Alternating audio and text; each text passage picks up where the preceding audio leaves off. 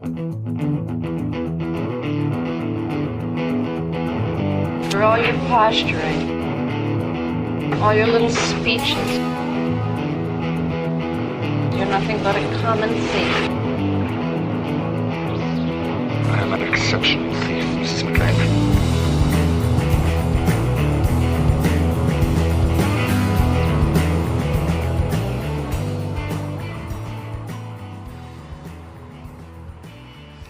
Yeah, you ever have those dystopia moments when you're like, oh, it's really happening.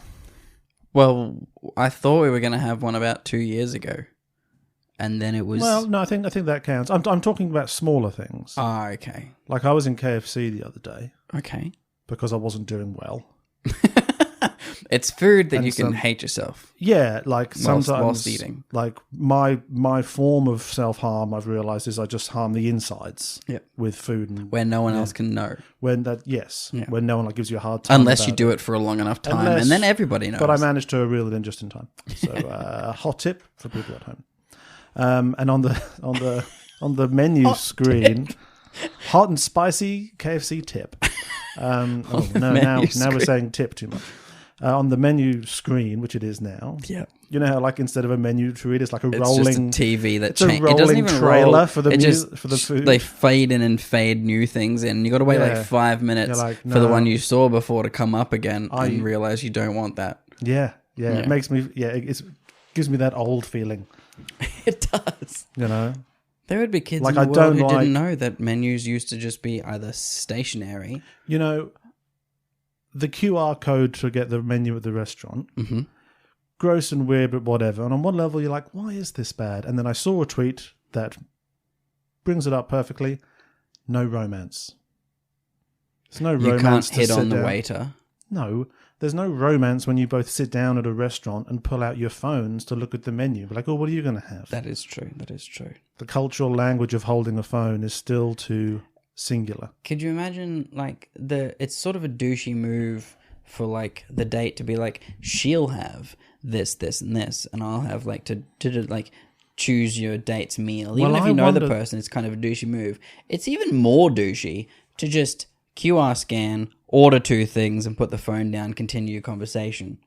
Like, you haven't said this to a waiter and given the person a chance to that other person just has to assume that you've ordered they're correctly. on board with what you've done. Like the douche I've who makes wondered those that decisions. because obviously it's a douchey thing if the person doesn't say what they want. But if you know what the other person wants, then is a sort of a masculine chivalrous thing to do the order for both of you.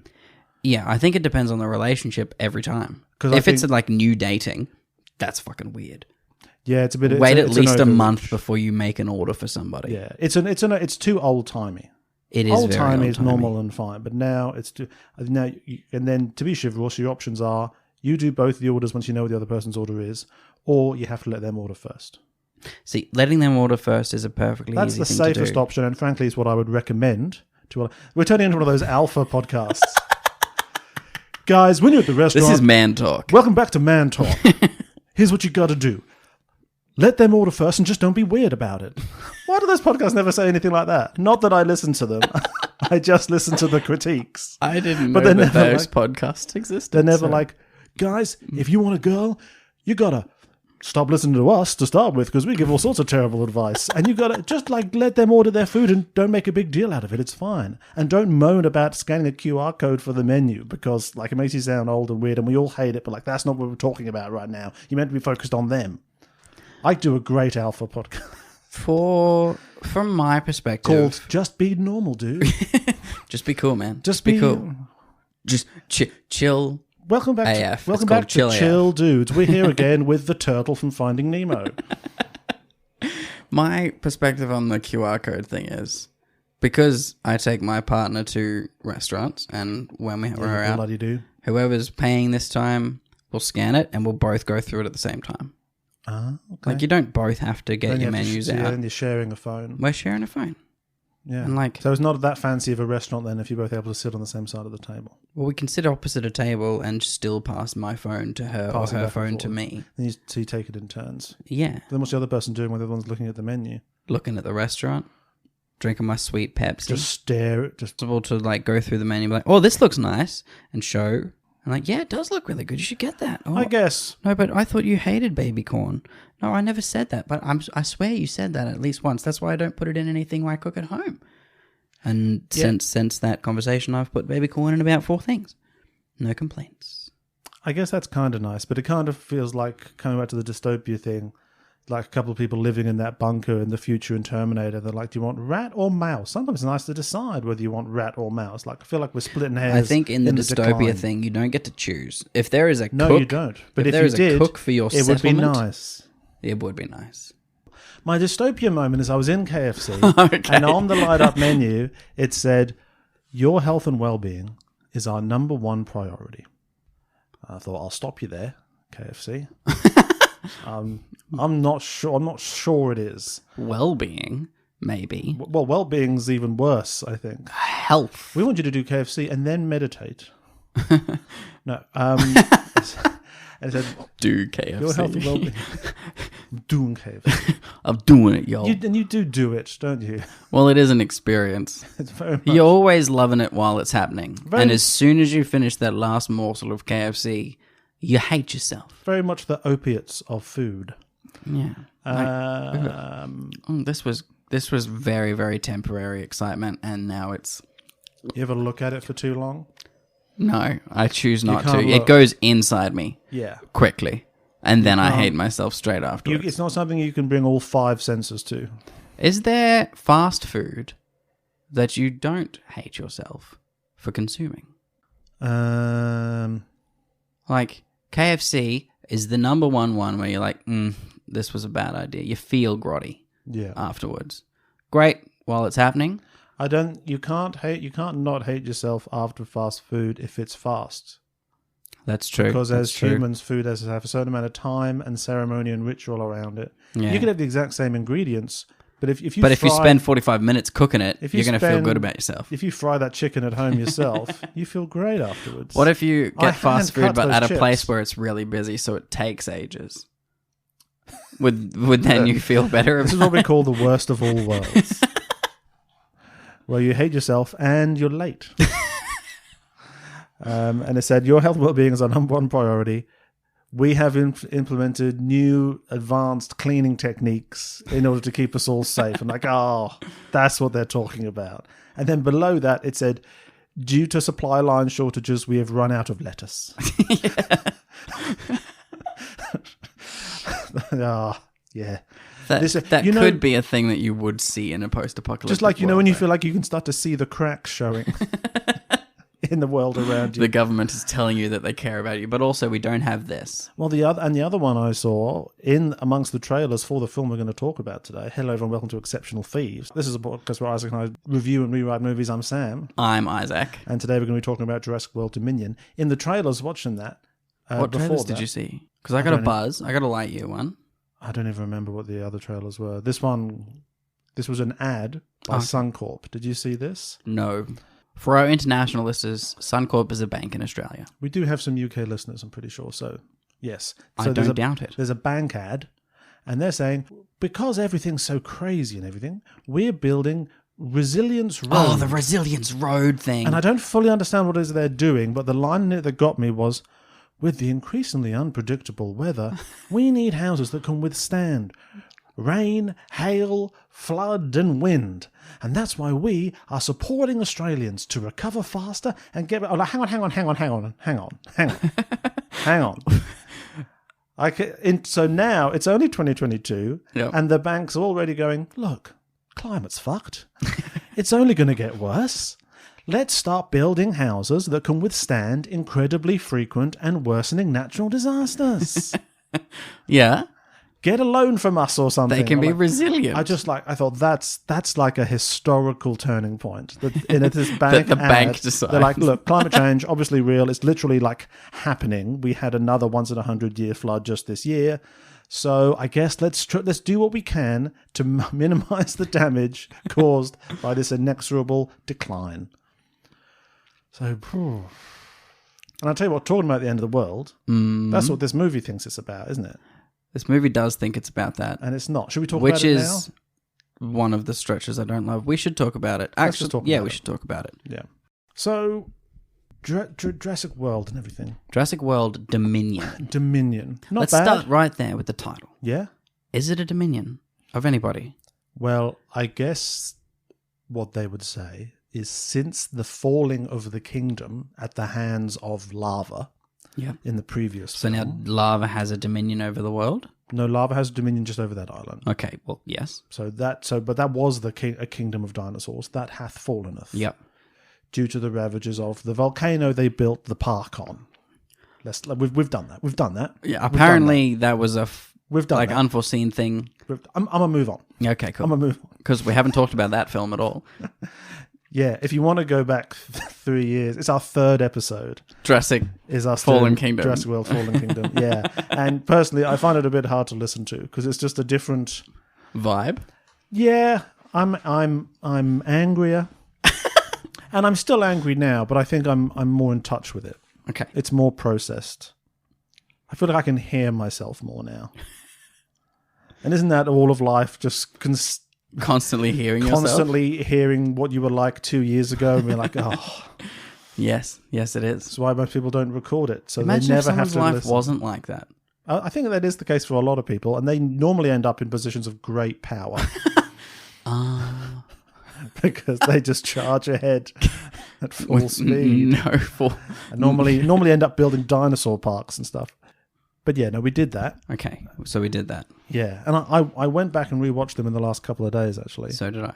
Um, And then I fixed everything by thoughts? watching the first one again. Because, as in like Jurassic 1993's Jurassic Park. A great film, still holds up. only gets better with age. Exactly. So, What Dominion. What did you think about World and Kingdom, looking back at them? Jurassic World. Just to clear out the notes from that. Jurassic World is just fun. It's the only...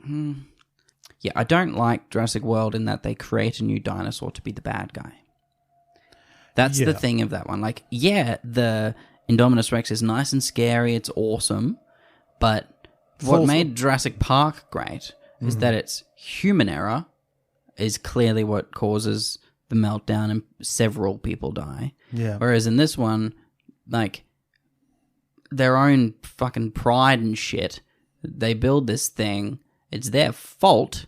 It's not just one guy betraying them. It's their own stupid fault that this thing eventually gets out and murders countless individuals and many people die. Yeah. So, like, when it's one person betraying them in the first one and that causes a meltdown of things and stuff goes awry, that's cool because you can blame a bad guy. And then these animals are loose doing what animals do.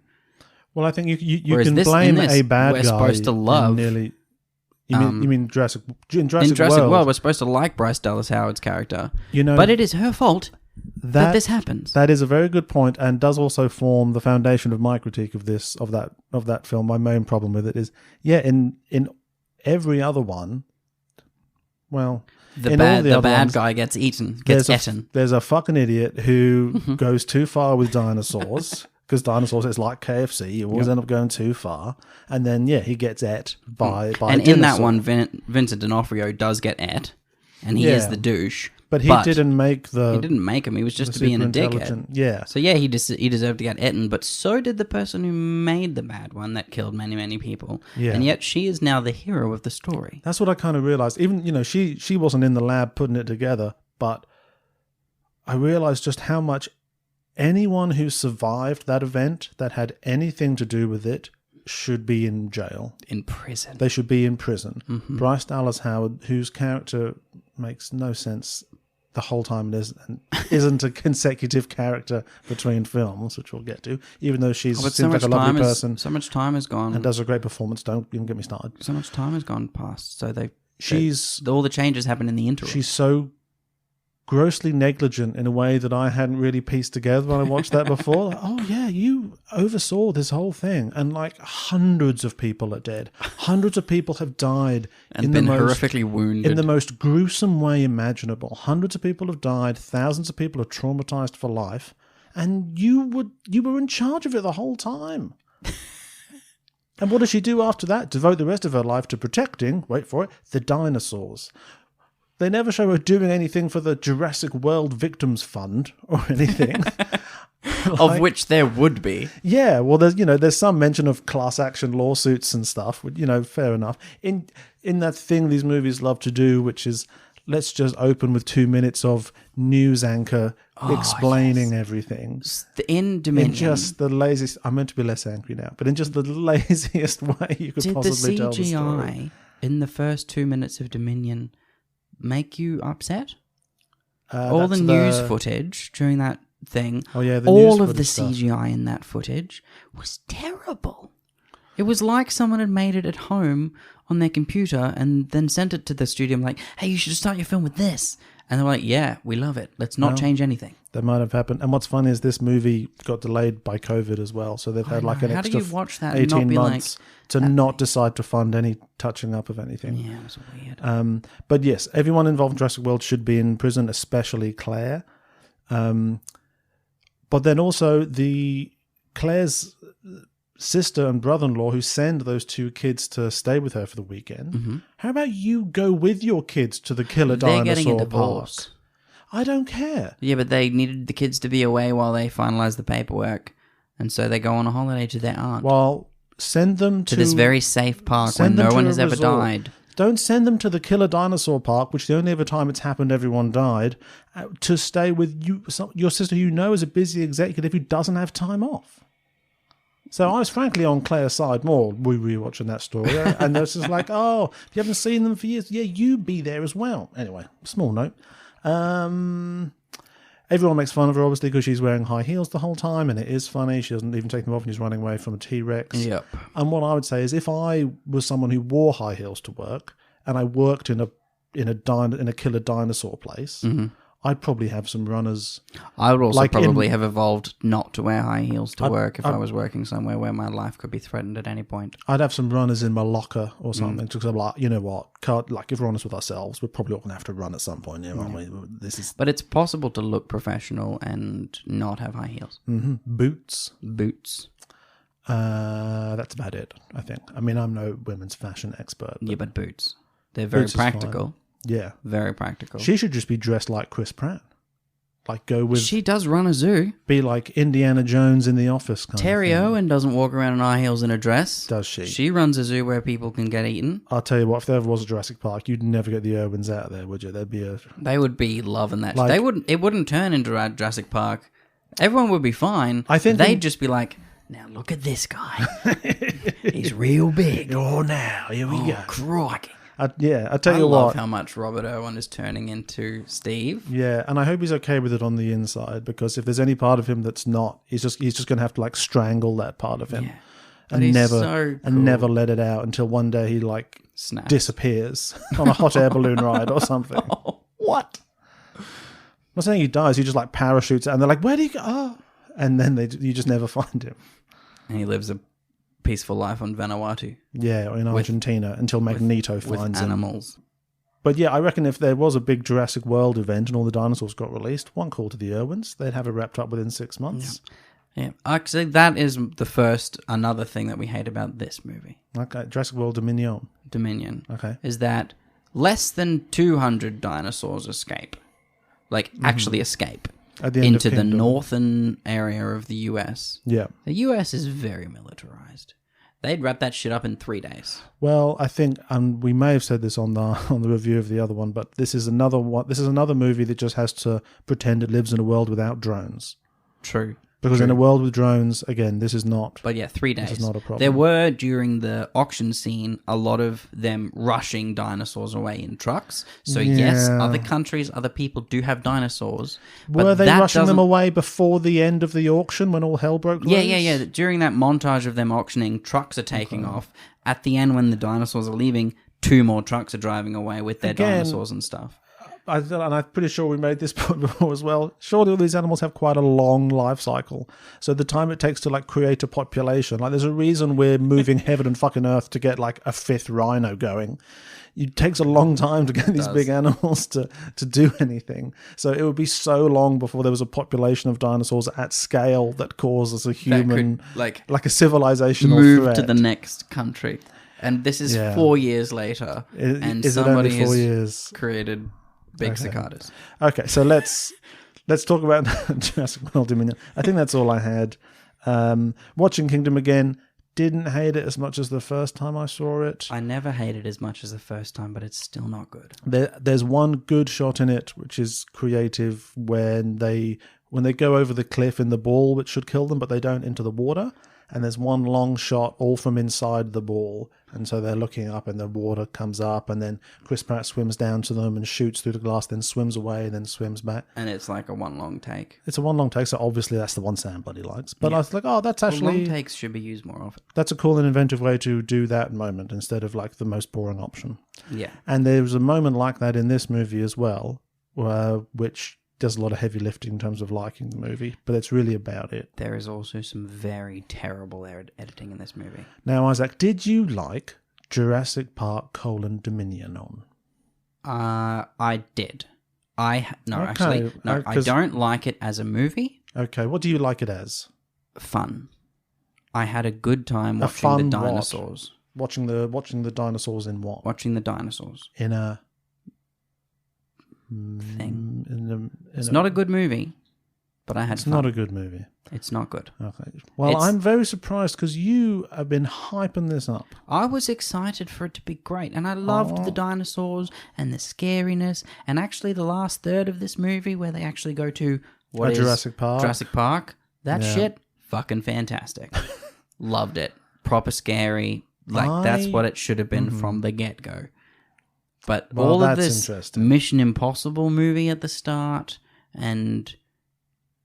See, I much preferred all of that. I hated it. The dialogue was terrible. Yes, the pacing is terrible. The editing is terrible. I need to watch it again because I wasn't paying close enough attention to the editing, and that's what everyone else keeps bringing up. There is a scene close to the start where they go meet Justice Smith, who now, Yeah. for some reason, works for the CIA, and that's great. That's fine. Yeah. But they have a chat with him at a cafe. Kind of works, I guess. And in that scene, there is a part where he says a line. It's maybe 3 sentences long. And we get 8 camera angles of him saying those 3 fucking sentences. Yeah. It feels like they're trying to do Jason Bourne or some shit. They are. And it doesn't work. It's just bad. It's what's also fun is they're definitely sitting at the cafe immediately outside of the CIA. Still talking about, and he's got his iPad from inside work. He's on the phone. He's like, "There's absolutely no way I could talk to you. That would be the worst thing in the world." And they're like, "Go on." He's like, "All right." And then because he looks at them out the window, and they're at that cafe, and that's the cafe they're sitting at. It's like, "Okay, here's the CIA iPad." You cracked me. What can I say? All right, holding it up where people's looking at the same window he was looking out of, we'll be able to see him. Being like, and that's where they are. And now, don't use this information. You won't see all these people. Their identities are not protected at all. You won't do anything with this information, will you? Okay, cool. You're not going to just find your way to Malta in the next 10 hours, right? When I tell you where your kidnapped daughter is, you're not going to go there, are you? Good. Okay, cool. And you tell me if you were good. So anyway, what we've found out is. Yeah. So spoilers for Jurassic World Dominoes. He says you can't interact, you can only watch, and tells them where to go. And then as soon as they get there, old what's his name dude from the first one, hey guys, come on, let's be spies together. Like super yeah. Yeah, I mean, and we'll go back to the beginning in a minute, but that was the one bit I think that was the most I mean, none of it makes a lick of sense, obviously. Why? But just in terms of specific mechanics, that was the bit that contradicted itself the most quickly, where he's like, can we call him? He's like, no, of course you can't call him. There's no way to contact him. He's deep undercover. And then they just meet up with him. And it doesn't even say how they got him. It doesn't even be like, oh, Owen's actually got him secretly on Facebook. It's like, he didn't just slide it'd be it. cool if Owen did. Like, that'd be an easy way to do it. Yeah, Owen's just got a burner phone that has his number on it from when they work together. I liked that guy coming back for cameo. Me too. Guy. He's fucking cool. And Atrociraptors. I was worried they were going to kill him for a while. But yeah. That chase scene and calling them Atrociraptors is genius. Oh, is that what they said? I couldn't catch. I wanted to have. It's one of the times I wish I had subtitles in the movies because and later there's like a Giga Mega Go Fuck Yourself-osaurus. Giganotosaurus is an actual dinosaur. It didn't look like that, but is it really? Yeah, it's bigger than a T-Rex. Giganotosaurus. I've realized something that I didn't realize before, which feels dumb, is that obviously they have to have new dinosaurs each time. You do, yeah. So you can have new toys. That's true. In the same way, like the superheroes have new outfits and there's new Star Wars helmets and stuff. Is because that's how you. That's get new the toys. reason the Lost World didn't do as well as Jurassic Park 3, right? They just did T-Rex again. They just did T-Rex again. See, but they did have Jeeps this time, like cool Jeeps that they could do new stuff with. I'm so used to them just doing a new dinosaur. When they're like, "Oh, it's the Giga Go Fuck Yourself-osaurus," I just assumed it was a new invented dinosaur. That they'd created for the park. We all know the T-Rex is the biggest and greatest one. So I needed Sam Neill to be like, no, this is a real thing. And it needs to have been what he was digging up at the start, just for a little bit of... Just to tie it together a little bit. And but then because I like that, where because it was from. Another reason the iPadosaurus or whatever that they make each time is not... It's not as scary, because I think what's scary about if you try to think yourself back to the magic Pepsi, Tostito Don. That's what they would all be now. Oh no, it's the Arbysaurus. Is that what was cool? Part of what made them cool is knowing these were real things. Like, I think when you're a kid, something that makes you love dinosaurs is like, fuck, these were actually real on the planet. It's not just like a fantasy story. They actually existed. And that was before it was like genetic research creating new things. It's just cloning. It's just cloning. This really existed. This is what it looked like. Yeah. Bam. And see, believable. I can respect Jurassic World where they make a real thing out of it as, well, let's think through, once dinosaurs are normalized, they're going to want to make a bigger and better dinosaur. I'm like, yeah, that does make sense as an attraction. Yeah. From a theme park perspective, making bigger, better dinosaurs makes sense. But these movies also kind of want making bigger and better dinosaurs to somehow stand in for like artificial intelligence and also kind of nuclear power and also just genetic engineering of anything else. And that is where it just doesn't work even at all. Because I think, cards on the table, and we'll go back to the start of the plot in a minute. I don't think we should. I enjoyed Jurassic World Dominoes Good. much more than I thought I was going to. Well, I'm glad to hear that. Partly because I could not have had lower expectations than I had. And I think something just clicked in my brain at a certain point when I kind of realized what sort of movie it was. And once I kind of accepted it for what it was, I'm like, yeah, okay, fine. And then there's Jeff Goldblum, and then it's over. I'm like, okay. But I think it keeps wanting to be this sort of heavy with ideas, philosophical, human hubris and stuff. But it's not. I don't think dinosaurs effectively stand in for anything. No. It's just a fantasy movie where what if there were dinosaurs? And then it's like, this is just, imagine a world where you're in a dinotopia and then there's a James Bond movie. Yep. Great premise. Great. Well, Dinotopia James Bond is a great premise. Dinotopia James Bond is what this is. You didn't need, apart from the nostalgia of the older 3 actors, you didn't need any of the previous 5 movies to exist at all. No. You could have just also done didn't What really If Dinosaurs. Need the old 3 actors to be in this at all. Didn't need it. But what I was so embarrassed for them that they were in it at all. And I thought they're going to turn up 2/3 of the way through. There's going to be a couple of throwaway lines and then bida bada boom. So what cut some ice with me was the fact that they had a whole plot line that's there from the start. A separate plot line. Yeah, and I don't know why, but I didn't mind the fact that the characters were so split up. And it was just 2 movies for so long. I liked that the separate plot lines were separate for so long, and then they conjoined to bring our hero characters from different franchises together. I think that's probably the smartest writing decision for the film. I do not like Ellie Sattler and Alan Grant's plot line of them subtly infiltrating this place because Ian Malcolm just now works there. Well, it's a very basic James Bondy, kind of like YA plot. Yes, it is. It's sort of like it feels like the something hunting for your kidnapped daughter plot. That makes sense in being, this is now a spy movie. We're hunting for our daughter. And there are dinosaurs. But hunting for your daughter, now there's dinosaurs. 2 clear, just science people infiltrate and become spies on their own for no reason. Yeah. Like, that doesn't make sense. Like, you'd think that there would be a government organization that they could just give this intel to, like, hey, these guys have built something. It's clearly them. It's your deal now. Nuke them. Nuke the dinosaurs. Just nuke that valley. Nuke it. I liked... there was something very old school feeling about the way in which Ellie Sattler, she's a botanist. Who has... And it's kind of played as like, this is kind of what it's like when you're a botanist. This is, sometimes you get involved in this kind of shit. Like, she takes it so fully in her stride, like, yeah, this is what we've got to do. Yeah. We've got to get in there. I've got to solve this botany mystery. And there's something that's very old-fashioned, like, and by old-fashioned, I mean like early 90s, about the main character is always like Dr. Someone who's some sort of scientist. It's kind of Indiana Jonesy and like Twister. They've all got PhDs, but they're also cool. And they're out and doing stuff. They're not stuck in a lab somewhere. I kind of felt like they've kind of written Jurassic Park 2, which would ideally be happening 5 to 10 years after the first one with the main three. And then they're like, fuck, we've got Chris Pratt and Bryce Dallas Howard that we have to put in this somehow. And we released all those dinosaurs into the world. What the fuck do we do?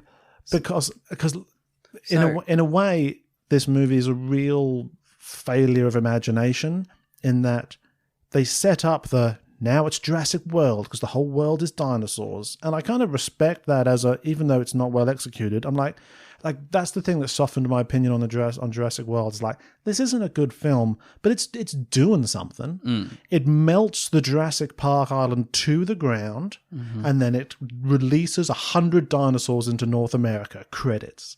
I'm like, on paper, like, I mean, good on you for doing something. But then in this movie, they've got a new Jurassic Park, and the dinosaurs in the world aren't in it for the whole second half. So it didn't have the courage of its convictions of it couldn't. I think they were like, what if the whole world was dinosaurs? And they couldn't really think through to any like interesting like social implications of that beyond black market stuff. And lots of like cool visuals of like Triceratops on the savannah and stuff. They can be like, what is life actually like? How did the Triceratops get to the savannah? In that opening news crawl, this is one of the first notes I made, like holding my phone on the floor in the cinema to be polite, is that, it's like... It shows you, it zooms out to the world, and then it just shows you one of those spread diagrams. It does the spread diagram of the virus, or like any pandemic movie. And they say, as dinosaurs spread across the world... What? What? How? They can't swim across the oceans.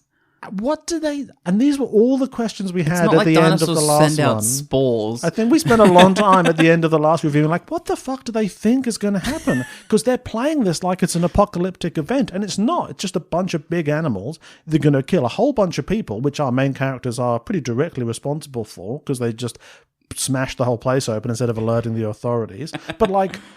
mankind will endure this, you know? Yeah, this is not like an apocalypse. But at the start of this movie, they're like, yeah, well, since the apocalypse started, and the whole time in this movie, all the characters are talking about the world like, yeah, well, and you know, now that the world is ending, which is like kind of how people talk now as a joke. All their lives continue to go on. But meanwhile, it's depicting the world like everyone's just eating out in cafes in Malta. They're like, oh shit, a dinosaur. It's just the end of Jurassic Park 2 over and over again. Two. Like, and why have we never got that virus spreading across the world diagram for COVID? The one time we're going to actually have it, I've never seen a good animation. Well, because it spread too quickly. It's too complicated. Like within a couple of weeks, bam, it's everywhere. Well, slow it down. Oh, okay. You want those 3 days worth. You want that tracing from like the I'm just saying Contagion movie. If they can where fake Gwyneth Paltrow like rubs her eyebrow once and then she's got it. Yeah. And then she just flies back to the US and brings it with her. And looks at someone and goes, hi. Now they've got it. And then they've got it. Yeah. We need that COVID montage. Don't like Contagion. In about 4 years, there'll be a COVID movie, definitely. Oh, yeah.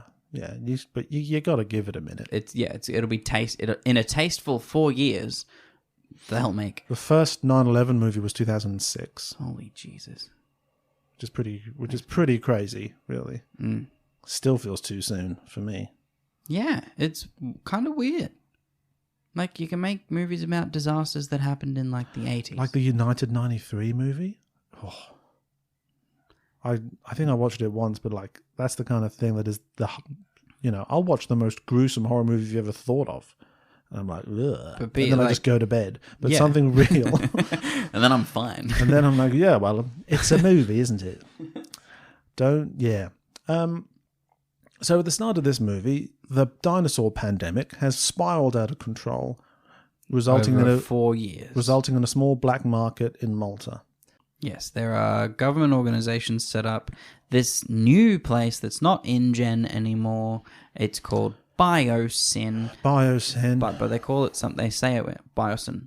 Biosyn is they don't say Biosyn.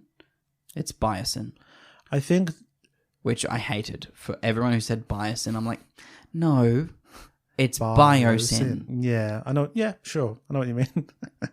That irked me a lot.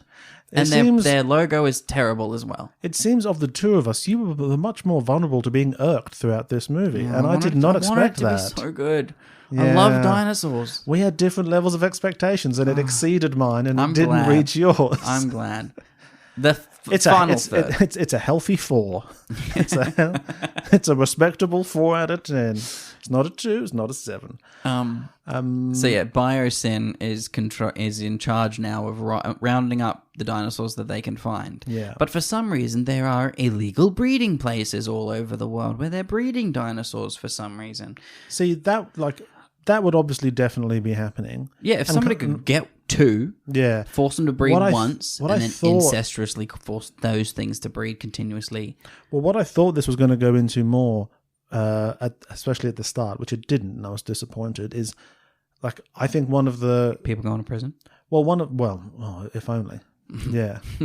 Has she just been on the run the whole time? Like She's not been on the run. in She's been Fallen Kingdom, is she technically on the run? Like, do That'd they be know so she's working at that advocacy organization? She's just changed her name. It's a different character, technically. At one point, Justice Smith is like, "Wait, you're not that bitch from the Jurassic World Park, are you?" Imagine if nobody knew. Nobody and that knew. was the twist in this film. And it's just Owen has decided to look past it. But no, I think if Dinosaur-Armageddon happens, one of the things that will definitely happen, and I heard this came up this was a suggestion on the podcast, Mostly Nitpicking, check it out. But they're like, one of the things you definitely have is like Tiger King, but dinosaurs. Oh, definitely. I wanted Definitely have shitty zoos. I all wanted around as shitty, so it's Jurassic Park, but no class. And it's just Texans with well. dinosaurs. Shitty chain link fences. And I think that would have been a fun, if have the activists freeing dinosaurs from Tiger King. Raptor King. That would have been fun. But yeah, so they're breaking into the illegal Discovery Channel show. illegal facility. Dudes trying to catch things in the fucking bayou and shit. Yeah. There's that cool shot though of the start with the fishing trawler though, and the Yeah, but it is the start of my main problem with all these movies. And, Mosasaurus. and for whatever reason, I just got over it at some point in this movie. I just sort of let it wash over me. Is the fact that the animals never behave like animals, because that animal, it's in the ocean. Why does it want to eat the fish in a cage outside the ocean? I think that's explained by it was fed for all its life by a shark on a chain. And so this is fish on a chain. I guess we can explain that it jumps out to get the I wouldn't fish. say it's explained that way. I think you figured that out. Yes. And well done. Thank you. But I think it's going too far to say the movie's like, see how that is? Right. Yeah. Also, but that's what I took from it. I'm like, okay, cool. He spent all his life being fed like that that. thing would be so dead by now. They were just like, it's in the The water. Mosasaurus. Yeah, that's getting droned first of all. No, see, that's the one that would escape easier than the rest of them. Yeah, but like now they know how to trick it. Yeah, Just hold a shark over them. Hold a shark, wait for it, bang, bang, bang, bang, bang. But how so? Like, it escaped before all the rest of them. Like, it escaped at the start of its movie. Yeah. So it could get away real quick. He's just hiding. Like, for the Mosasaurus to exist and now be in the ocean, that's cool for this storyline. I guess it's For the rest of them, just in Washington State or wherever the fuck they are. Yeah, like on top of a skyscraper. Yeah, just nesting. That's no. If that attacks one human, that will be dead. I mean, think of the insurance implications. Mm-hmm. But anyway, It's also, imagine like trying to repair the aerials on that skyscraper now. yeah. Well, how are you going to do that? What if somebody lives the one floor below these giant things? Like, the moral dilemma would not be, what do we do about the dinosaurs? Yeah. The moral, like, I think the talking point would be, how is it going to change American society now that we've all become so normalized to our government droning domestic territory? Yeah.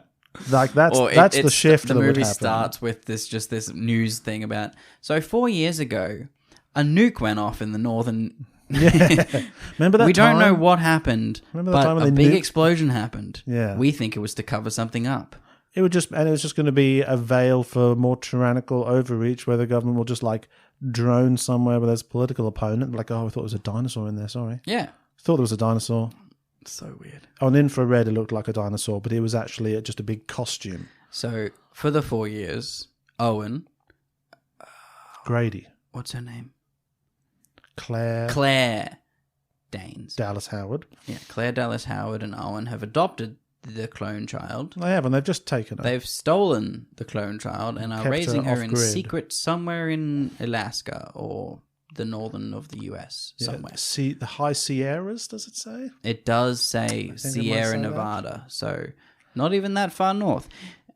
Lots They're of just- snow in this They're just movie. living up there in the cold. Owen Big spends snow his movie. time rounding up dinosaurs and horses at the same time. Tell you what, he's always up to something, that Yeah. bloke, isn't he? And And look, I want Owen Grady to be an iconic cinema character. me too. Because Chris Pratt has so much charisma. He does. And it's a rare instance where he's not being that funny, which I personally miss. But it's like, what if I was, An action. an Indiana Jones action hero? Mm-hmm. Like, yeah, sure. And he is portrayed in this like he is that when he arrives on screen. Like, Oh, he has that's so many little tiny one-liners in this film where he's Well, like yeah. that character. well, that just when he first appears on that horse, like a fucking hero, rounding up dinosaurs, and it's just a big slow push in on him being awesome. And like later when the plane has crashed and he just punches the door off and he appears and it's like, hey, it's your favorite action hero, Owen Grady. And I'm like, yes, I want that to be true. But like, my main takeaway from this movie is that him and Claire barely even say anything. Mm-hmm. Also, there's very little charisma between them. There's no chemistry between them, which is a shame because they both have a lot of chemistry as individuals, Yes. just like with themselves. Yes. But for Doesn't- whatever it doesn't reason, track for them as characters together. no. But Yeah. whatever. So they've stolen a But like child. after Malta, Yeah. I can't think of anything Claire even says apart from like introducing herself to the old people. Mm-hmm. Sorry, guys. She's silent during her thing when they crash, and it's because she crashes and she's on her own in the forest. Yeah, You got to be silent in the understandably. dinosaur forest. You can't talk in the dinosaur forest Yeah, because that blind thing hunts her, which But, was like- fucking terrifying. they just don't have like. And Chris Pratt is very good at looking meaningfully at dinosaurs Yeah. and putting his hand up. He's very good at putting his hand. He does Which- that to all of the dinosaurs. He tries that trick on all of them. Every and it- single one, like, it- maybe.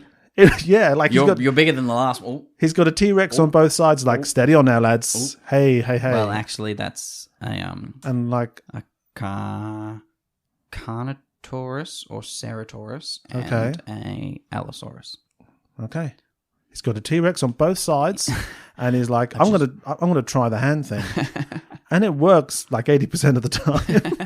it at least buys you a minute. It does. They're like, And it's he's weird. waving at me. It's weird how much visually you buy that. Like, as a viewer, you're like, yeah, it feels like putting your hand up would buy you a few seconds with a If he dinosaur. stood still and like with his hands beside himself, Mm-hmm. it just doesn't look visually nice. No. Like, but if he raises those sweet hands, like, Yeah. oh yes, he's doing something. Well, it just reminds you what his cool thing is. Like Steve Irwin, Velociraptor trainer, still an amazing character Still idea. an amazing character. But idea. I mean, there's a lot of similarities between this trilogy and the Star Wars sequel trilogy, in my opinion. And that the in first terms one's of- the best of the trilogy, Um, and then the third one is better than the I'm second one. not going to hit you with my hot takes on that just yet. But like character ideas that are strong and not followed through on. Yep. Like Owen Grady's whole deal is so interesting in the first one, which to me Just like makes me Finn. think Yeah. Like who and is just wasted later on. And this, if you look at it like a trilogy, it feels like it's being written in different directions each time, but it doesn't have any excuse because it's the same people doing it. And his character is performed as though it has evolved to this heroic person in the third one, where he's like, yes, you are basically a superhero right now. Yeah. You're like a man hero. Man. He's a man, with the strength and he of does 2 men. And he does cool stuff, and he fixes motorbikes and then looks over like, oh, what was that? Yeah. Like, everything he does is cool. Again, a still shot of him at any moment, you're like, nice, that looks like a great movie. Exactly. But and he does good action, but there's some... There's just no substance to it. When you compare it to an Indiana Jones or... come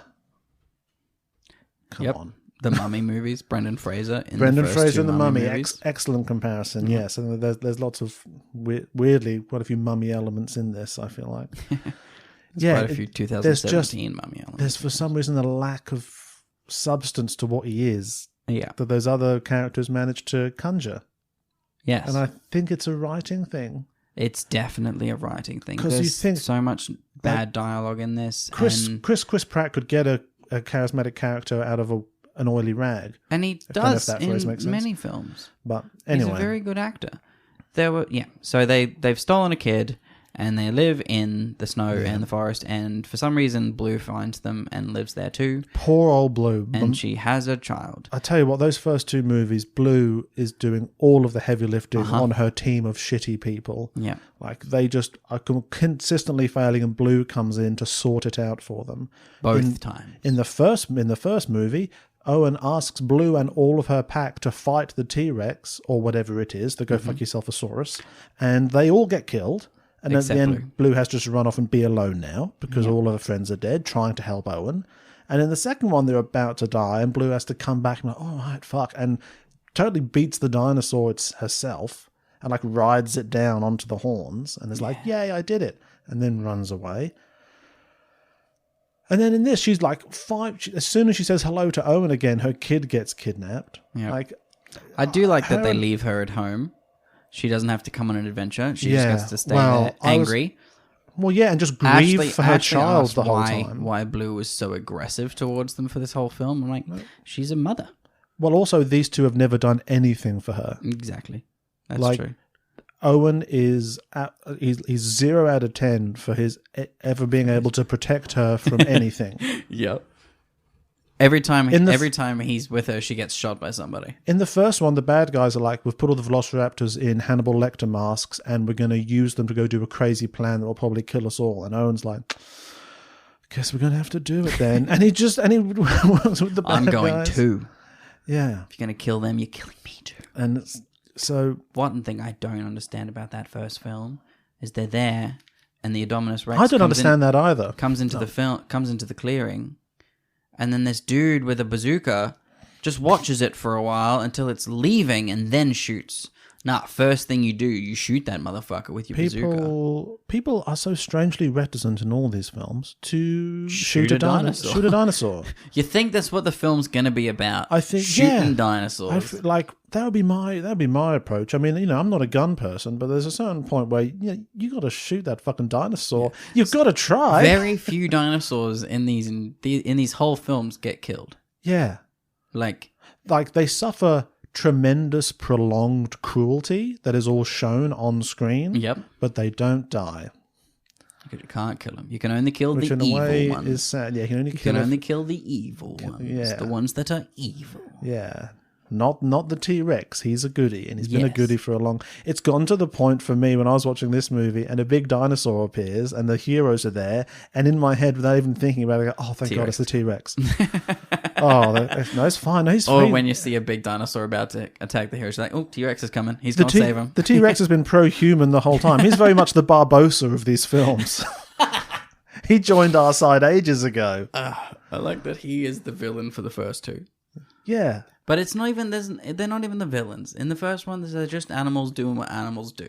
Yeah, well, that's the thing. I never want them to be villains. Exactly. Like, one of my favorite movies is King Kong. Yep. You know, like the I 2005 King Kong. Love the 2005 King Kong. It is a good great dinosaur movie. Great dinosaur movie. And Animals just being animals. And King Kong is a big, terrifying, violent, dangerous animal, but he's responding to animal incentives. Yeah. You know, and that film engages in that tension, which is easier to do with a primate than a big old reptile. But It is. I feel bad for the dinosaurs every minute of the day. You know, like when that one escapes in the first one, I'm like, yeah, good. Fuck Good these for you, guys, buddy. Yeah, get out there. Eat that car tire. Bunch of losers at this theme park. That's what they deserve. Yeah, pretty lame theme park when you That think scene when the pterodactyls are just mincing people through the food court. And the assistant who's looking after the boys for that And day and gets the most horrific death. Takes so long to die. I know. That is just uncalled for. It's like, if we don't show how much blood there would be, it won't be so bad. But you are watching an absolute massacre of civilians. Mm-hmm. I do like that one extra who's carrying the martinis as he runs, though. Oh yeah, Margarita Man. That guy is the coolest extra. Yeah, but the whole thing is played with the energy of Margarita Man. I'm like, what we're actually seeing is one of the most horrifying things ever put to film. They're just managing to... It's like it's the middle of the day and there's Margarita Man and there's no blood and the hero's like, oh, nearly died. I'm like, it's just families being lifted up and dropped. Yeah, because they're all families. It's all a family families. holiday destination. You think those pterodactyls are picking out the single adults? No. They're picking out children. They're picking out the old and the weak. Yeah. Like any other The predator. slow ones. Yeah. Anyway, the other mental thing they say in that film is at a certain point they have to like explain why this isn't just like a rolling massacre for 24 hours. And they're like, there's thousands of people down by those docks waiting for the cruise ships to take them back at first light. In the morning? No one's being evacuated from this island for like 20 hours after the massacre hours started. Not coming and coming and coming and coming. Yeah, they're like, oh, you need to be evacuated? Okay, well, we will leave in about 6 hours, and we will get there on slow cruise ships. So stupid. I know that I would like macabrely relish just reading the minute-by-minute breakdown on Wikipedia of what happened at Jurassic World. You know, Someone has definitely written it as well, with added things in there. Yeah, to fill in the any dots. disaster or anything. I can't stop myself doing it, like coroner's reports. But you expect... It's so chilling because you know it's real. If they're saying that there are all these people in this bunker hiding until morning, you expect another line later in the film to say, so the Indominus got into the bunker. Yeah, and it's just... So they're all dead. Everybody's dead. This is like... The survivors from this island are you who caused this problem, Yeah. me, Indiana Jones, but for nowadays, who's really cool, and these two innocent children who had to go on this adventure for no reason because they stole a piece of glass. Yeah. We've survived. The only survivors are the culprits and two kids no one cares about. Like, that movie is like... It's like Titanic meets Texas Chainsaw Massacre. It's like, what if Titanic, but instead of a boat sinking, it was all chainsaws? That's what it's actually showing us. So many people die. In the first Jurassic Park, 4 people die. Yeah. In the process of that Everything... film. Oh, we can't even get into it because everything about it is guy. so genius. But like it's like everything adds to everything. The creepiness of being in a theme park when there aren't many of you there. Yes. Like, it just works for it. Like, Yeah. the fact that everything's set up for all these people, but there's no one here yet. It's already eerie and creepy. So cool. And then the dance... Yeah, 4 people die in that first movie. That's all you need. 4. Make it count. I did love the introduction of Lewis Dodgson into this film from the first one. I didn't get that. I've forgotten who he is. Okay, so Lewis Dodgson is the guy wearing the little Panama hat at the cafe with Dennis Nedry at the start of Jurassic Park, who's paying Nedry all this money to steal the embryos. Dennis Nedry steals the embryos for him and then dies, and then that can of shaving cream gets lost in the mud. Okay. So Lewis Dodgson is the guy who was paying Nedry to do this. Right. And then flash forward 30 years, now Lewis Dodgson runs Biosyn and is this dude, and has that can for some reason, which was a callback I didn't understand them needing to do, because that can got lost where Dennis Nedry died, covered in mud during a rainstorm in the middle of this dinosaur-infested island. There's no physical way Lewis Dodgson would have gone back to Jurassic Park to get that can of embryos. That's just... Right, okay. That can didn't need to be in this film. But Isaac... the fact that Lewis Dodgson is in this film I thought was pretty cool. Different actor, though. We're a bunch of dumb. So there's... so we don't give a fuck. Well, and also there's no way we'd have gotten that. I still didn't get it. Even with the genius shaving can element. I was just like, it's another generic... In Alan Grant's tent is the little Velociraptor resonating chamber from the third film. Oh, that's nice. That was cool. I liked seeing that. Yeah. Also, his tent is very well set up to be a house, but it's a tent. Any amount of wind, all of his things are falling off those I thought that exact shelves. same thing. I was like, this is a tent, dude. What if there's any weather? I mean, aesthetically, this is great, and you're very cool, but this is not smart. Look. You used to have a trailer. This is great for Pinterest. This is not great for trying to actually live a life out You here. are glamping. And then Ellie Sattler's like, well, you're coming? Like, what? He's just going to he's got to pack stuff down. He can't just... She just goes to leave. I wanted him... spends like 2 minutes talking to him. I wanted her to turn up in a chopper and fuck his dig up like old John Hammond did in the first one. Like, cover it. That'd be cool. Yeah. I wanted him to at least say like, oh, I'm just an advisor on the dig. Just to explain the fact that he's still I'd buy everyone. Yeah. I'm leaving. But Alan. Alan. He's like, well, what's it going to be, guys? Let me guess, a fucking dinosaur, isn't it? Yeah.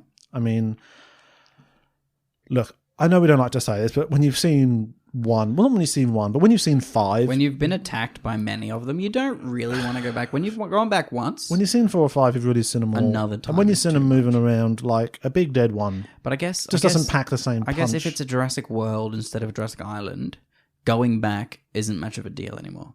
Like, a lot of people's regular days now are what he experienced for 3 days and then for another couple of days. Well, I mean, kind of, but they have also very much built Jurassic Park, but in the sky.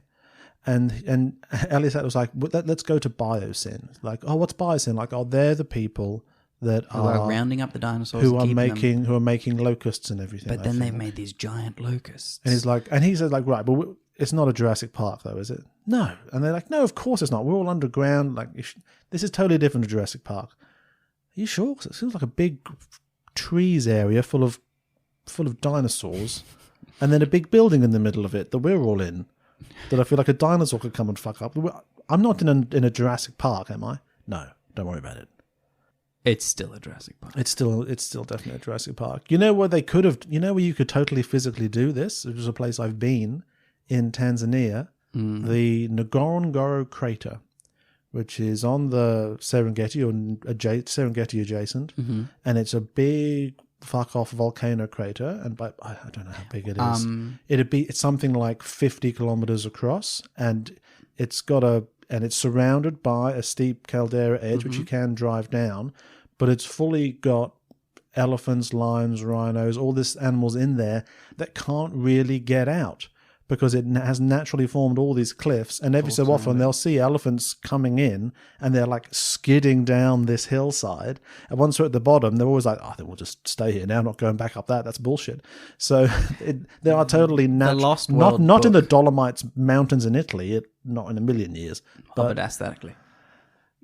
Well, I don't think the fact that they're in Italy really comes through aesthetically very much. I was like, Mamma Mia, the dinosaurs. The book of the Lost World, like the sequel to Jurassic Park, is written that they found an island that was the entirety of the island is a big old volcanic crater with walls, which keeps all the dinosaurs on the island. They have to scale the outside of these walls to get down into the thing. I think what's cool is, like, I think they, for whatever reason, they thought, oh, we've done a lot of islands. If we don't do an island, people won't realise it's a Jurassic Park. And if you want to do it inland, that is a thing that is actually weirdly possible. I feel like a T-Rex would find his way out, but yeah, I do exist. like the existence of their actually, it's weird that they've rounded up all these dinosaurs. In doing so, have put another chip in them. They all have new chips in them that make them want to come back to a certain place when they get a sweet signal. I'm like, that's cool for your sci-fi movie. Cool. Yeah.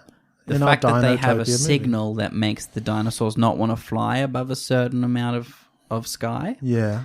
I'm like, that's very sci-fi, but very cool. To keep your dinosaurs in this cage, you have a signal that makes the flying ones not want to fly much higher. I feel like the flying one sounds more believable than the homing beacon one. Because more believable. It'd be like a taser collar. It just needs to be a shock collar with an altimeter in it. Yeah. So as soon as they hit the hard deck, they have to come back down. I don't know how they herd them in automatically to a certain. I think it's cool fucking for a dinosaurs. sci-fi movie to have just like a button you press, and now all the dinosaurs are coming to this one location. Yeah, they're just getting the shit kicked out of them the whole time know. in a million different ways. See, my favorite bits are like I like the little peaceful moment where the two long necks are walking through the mining town at like the start. Yeah, at the start. And it's sort of that was sad really and mournful. Cool. At first, I was like, "Oh, this is the saddest thing," and then I was like, "Oh, thank God, there's a second one." Thank God. It was cool. They thank turned God. around and said he called with the second one and stands up. It's like, yeah. And then I'm like, "Where are you going?" It's like, "Where the fuck are we?" There's a light on this truck over here.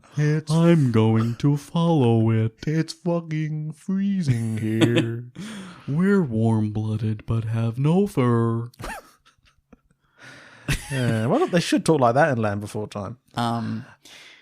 So their kid gets stolen. And then I was like, oh God, at one point, one of them's going to die, and then the other one's alone for ages, just like don't talk about them calling mournfully into the mountains. What would have been scarier or like more hurtful for humans is to have one of them walk away, and he calls the other one, and then the other one calls a Littlefoot who follows them. See, then you're like, okay, there's hope for the future. And then like, That's how it should have ended. That's actual Littlefoot. But, so the kid gets stolen. So does Blue's kid. The kid gets stolen by young, evil Sam Neill. Yeah, and we no idea who that character is or why he needs to exist at all, but he's very aesthetically a character. He's a baddie, fingerless gloves poacher, so don't worry about it. He's got a long leather jacket, fingerless gloves, a bit of a mullet. Yeah. Looks like, yep, you're a bad guy. Cool. You are visibly a bad guy. He's a part of the new underclass generated by the dinosaur apocalypse. Oh, apparently, yeah, cool. Yeah, because there's high unemployment now. Then Blue's real angry about it, and Owen speaks English to the dinosaur and leaves. And the dinosaur also leaves. I wanted them to have a more unrealistically close relationship.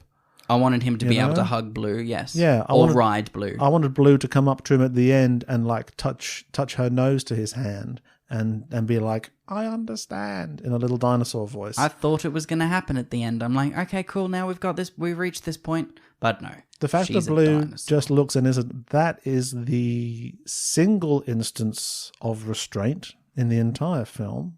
And you know what? Well done. She does actually do a movement, and it's got to be on purpose. But in the first film, when he's teaching them to do stuff, he puts his hand up and they all raise their heads. Mm-hmm. She does the head raise right at the end, which makes him nod. And it's definitely on purpose. Yeah. But you don't really have to watch Jurassic World before seeing this film like straight away to understand why they've done that. But who would do that? Someone with too much free time. That's what I'm saying. That much. Color me guilty.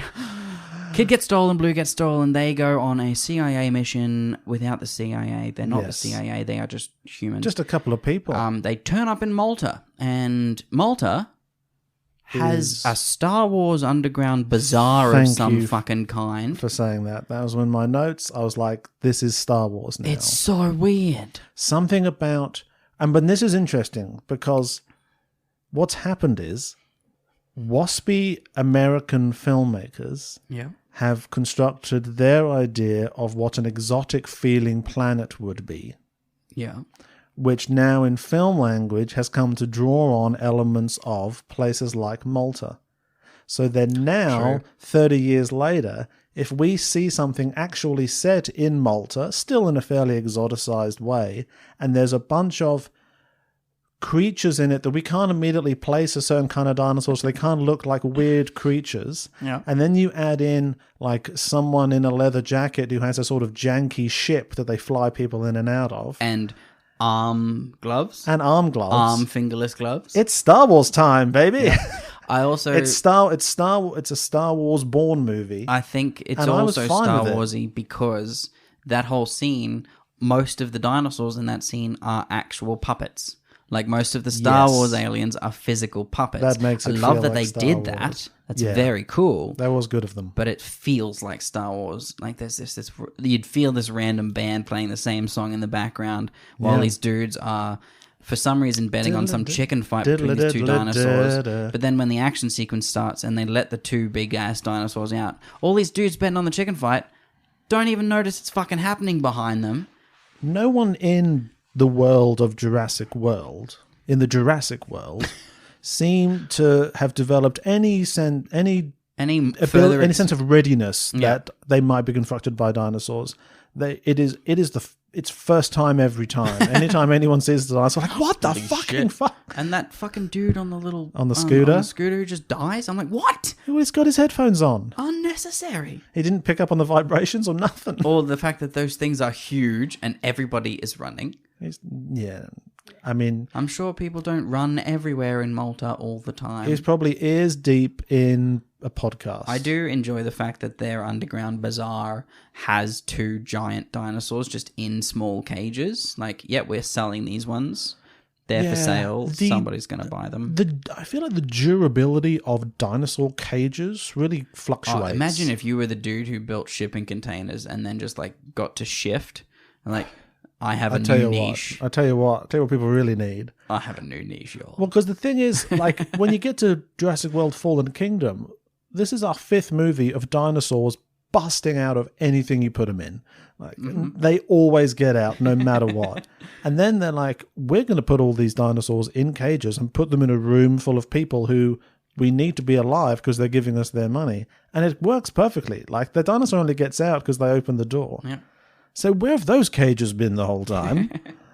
I think cages it's a developing technology. The cage is a developing technology. Well, there's always I guess so. Cage 2.0 was better than Cage 1.0. Yeah, I guess Cage it's like, Mark 5. in the same way war always spurs a lot of innovation. Like, we need a Jurassic World to happen for us to develop all the dinosaur technologies. like the so hard they're deck in Malta. buzzer. There's And this so then, what's that character's name? Finger Gloves, no-name character who just for some reason is made to be mysterious for no reason. Well, what did you think of her? I have no thoughts on her. Kayla Watts is the character's name, played by DeWanda Wise, who I don't remember from anything else. I personally, and this is there's all these little things that just tipped it in my favor, was very ready to be annoyed by just like this kind of character, you know, that films has to like stick in there. Yep. But the things that made it work for me wasn't as annoying as it could have been. Was I the think arm-length fingerless gloves? arm-length fingerless gloves, obviously. She's flying sort of like what if the dirigible for Mummy 2 was a plane, so I liked that. Yes, that's what I thought about it too. I'm like, yeah, I've seen this before, but it's now slightly more realistic. Yeah, she had a bit of, Han Solo energy to her the whole time. She did. I think she did I think she does a good job of selling a lot of her lines. Her lines weren't as bad as they could have been. Giving her a reason to help needed to happen, though. I see. The fact I was that wondering. she said I no thought from the that. start and then just immediately helped. Yeah, for some reason. And well, Why did she say no in the first place? But see, the fact that they address it can be enough for me. Okay. If a character if the movie reassures me that it knows it hasn't explained this and just deal with it, then sometimes that can be okay. Like Owen Grady says, you're going to help people you just met, and she's like, well, I'm not going to tell you all of my life's motivations. Like in a worse movie, she's like, I had a sister once, but she got kidnapped by black market Star Wars people, and I won't let it happen to anyone else again. Like that would have been do you want to talk about it now or do you want to leave? Yeah, instead it's like, how about I don't have to tell you why, and I'm doing you a favor, so shut up. Yeah. So for some reason that worked. It is for better. me. It's just when Claire talks to her first, she immediately says no to everything. Yeah, but she doesn't realize it's. I've never seen that girl. And then she sits down in her chair with her sweet gloves, takes them off, and then immediately she's driving a van to save Claire's life. Yeah, because she reconsidered, because she's a morally complex character. My idea for her motivation could have been take her out of being the courier for the poachers and whatever. Yeah. She's someone who owns a plane on her very large farming property, and her family member, partner, whatever, gets killed by the locusts. Ooh, see, the locusts aren't shown to kill anybody. So now the locusts, and we haven't talked about the locusts yet. But that's fine. We'll get to that at the end. So now the locusts have we care about it a bit more because they've killed someone and are motivating one of our characters, and so that's her own angle, and it sort of, I mean, it ties Pratt and Howard into the other storyline a bit. It does. You have to figure out how she gets, but anyway, that was my idea. The character I think is the worst character in the entire film is the woman in the white dress who is, for some reason, out of something else. Well, from Severance, classically. Well, I think like the character is out of something else who has her Atrociraptors to sick on people. Oh, she's Vanessa Kirby from Mission Impossible. Is what she is, but I think character is a very strong word. When gunshots just break out and she just walks out of the street, that does not fit this film. She doesn't give a shit. She's in the black market, and she's every cool. single shot of her, she poses. Yeah, she poses. Also, now people can't be cool in movies. Oh, now I'm posing. Oh, but don't shoot me while I use this laser again to kill you. Okay, we have to talk about that. Okay, so first of all, yes. I think character is a very strong word to describe her presence in the movie. Yep. I thought she was going to be in it more, and then she just wasn't. Like, okay, well, fucking whatever. I thought she'd get a nice death. See, the problem was, I thought this was the first of our 3 or 4 Mission Impossible action sequences dealing with the fact that it's a Jurassic World now. Yes. But then we do Malta, and then it's just Jurassic Park again. I know. So whilst Jurassic Park was kind of fun, a bit of me was like, no... I never felt more alive than when he drives that motorbike onto the plane, and then it's just creeping through trees again. And I did like him driving the motorbike on the train. And it's pretty good creeping through and trees. Atrociraptors, for some reason, are scarier than Velociraptors. Now, the Atrociraptors, I think, they do a very good job. A little, like their forehead is a little sunken. And now what I thought was interesting is that in this movie, we get to see someone use the weapon from the second movie that we've been laughing at since 2017. See, I didn't laugh at it at the time. Well, everyone else did. Okay, cool. And I think, but in this, and I feel like the movie got really annoyed by that, and we're like, okay, fine, we're going to show you how cool and effective this would be. And how terrifying by showing it in play. And I think the thing that changes it, the thing that makes it feel a little bit different, is in the second movie, the laser is on a gun. So the only way to get sick the monster on your prey is to already be aiming a gun on them and have a kill shot, and then do the dinosaur instead. But making it a laser pointer that he just goes beep beep, then I'm a little bit like, okay, I guess that's okay. And this action sequence works better for me because I'm not feeling sorry for the dinosaurs, because I know that they're sort of too far gone. Their brains are broken by. Yeah, they're like zombies. These are like zombie dinosaurs. Zombie saws. And a zombie saw, I can get on board with. I'm like, these dinosaurs aren't coming back anyway. And the chase scene is both relentless and scary. It is. Like they get close a lot. The ones chasing, both of them get close. I think there's nothing wrong with this sequence at all. I think this is the one time the movie follows through on its premise of what if it was a Jurassic World. Mm-hmm. That's what I think that gives it a bit of credit, that like the one time it does do Jurassic World, it's pretty good. But then it stops and it just does Jurassic Park. We fly to the first movie. He drives his motorbike onto the plane. That's good, isn't it? It's very cool. And then she tips the plane back. And she tips so that because of an Atrociraptor jumps on after him. Yeah. She tips the plane upwards, and the motorbike falls out of the plane, taking the raptor with it into the ocean. Yeah. It falls for quite a while. That's a great shot. And then they're safe. See, he's such a great action hero. He could be. And then he doesn't just sort of sits down like, okay. He doesn't get a sweet one-liner because he's so real. Yeah. He just sits down and moves on with his life. Yeah, it's the gritty realism of this film that sets it apart. It's like a Bourne movie. Fly towards She does Biosyn. do one, like Claire, does a full Jason Bourne, jump out one window, fly across the street, and just cops the railing of the next balcony just straight in the abdomen. And I'm like, that's something that, like, if Ethan Hunt does it, you're like, all right, Ethan, you'd be dead. If Claire from the Jurassic World does it, it looks pretty silly. She's doing Tom Cruise level falling or John Wick coming off the building. That's at least several broken ribs. But whatever. It looked fine. It did look fine. Like, good for you guys. Great. And I like the truck turning the corner and it's gonna fall, but it just hits the wall, and bounces off the wall and back down. That's good stuff. That's something from a Mission Impossible movie. That's good stuff. Yeah. That's good stuff. So they fly to Biosyn, to rescue their child. Meanwhile, old people have also arrived at Biosyn and started their infiltration. And we get lots of good Jeff Goldblum. We get a terrible speech by Jeff Goldblum that makes no sense. It's complete bullshit. And he gets a standing ovation. By and it's all meant these to fucking be, brown noses. It's meant to be. Did I manage to? He's meant to be talking about the hubris. The fucking people. I stupidness think it's in that speech. The phrase people keep using a lot is genetic power. Genetic power has now been unleashed upon the world. What are they actually talking about? Genetic power. And it's like they're talking about nuclear power or artificial intelligence. Because those are things that you unleash, and then it's like, but physical big old dinosaurs are just not the same. That's not genetic power. That's just somebody's made some dinosaurs. Yeah. Genetic power would be in your home. You can transform something into. And they never establish why having access to living dinosaur DNA is good. Why is that helpful for any genetic problems we have now? Well, because that one woman cloned herself and made herself a baby. Yeah, but that baby is immune to whatever disease she had, but now might be immune to all diseases. And that's lovely. We can use their genetics, but we can only use her if we also get Baloo's baby for some reason, because Baloo's baby is also immune to genetic things, and that will help humans because no reason.